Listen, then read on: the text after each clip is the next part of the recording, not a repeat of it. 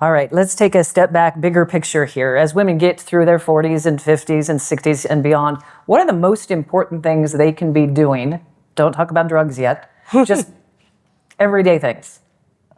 I'll take that one. So I think of each decade, and I said, I get to take care of teenagers through end of life, which is a joy and a privilege. And I get to, even though I'm myself in my 40s, I care for so many women in their 50s, 60s, 70s, and 80s.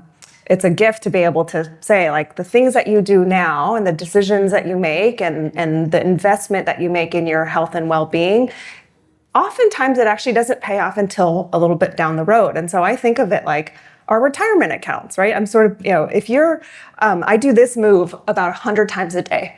So in my clinic, and I say, guess what this move is right now? You might think I'm just doing some squats, right? It's osteoporosis prevention. This move is getting off of the toilet. This move is is avoiding falls and hip fractures.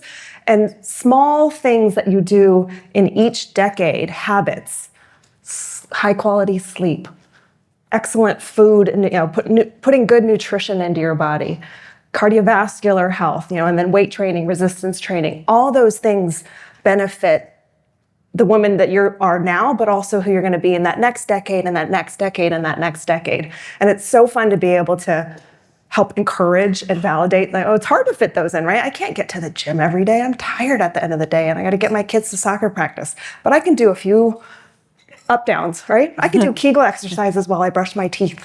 Those are things that you can do now to benefit the future. A few up downs, is that the technical term? Yeah, all day long I do it. I mean, I work out as I work because I can't figure out when to do it elsewise. What can you add as far as staying healthy through the decades? I 100% agree with everything that you're saying. Mediterranean diet has been shown time and time again to help with many issues with aging. The other thing that I'm seeing a lot is we have women having babies late in their 30s and in their early 40s.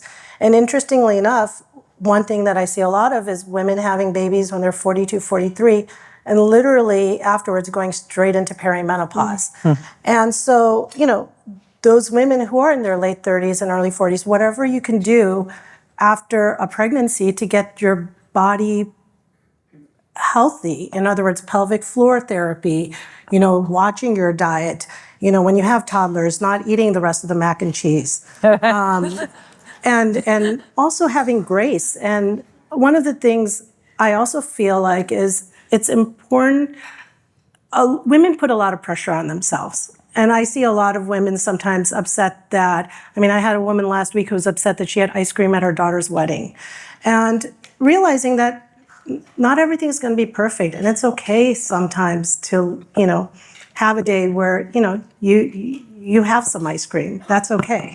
Sometimes I feel like if I didn't eat my daughter's leftovers, I wouldn't eat. That's danger, eating the leftovers from the kids.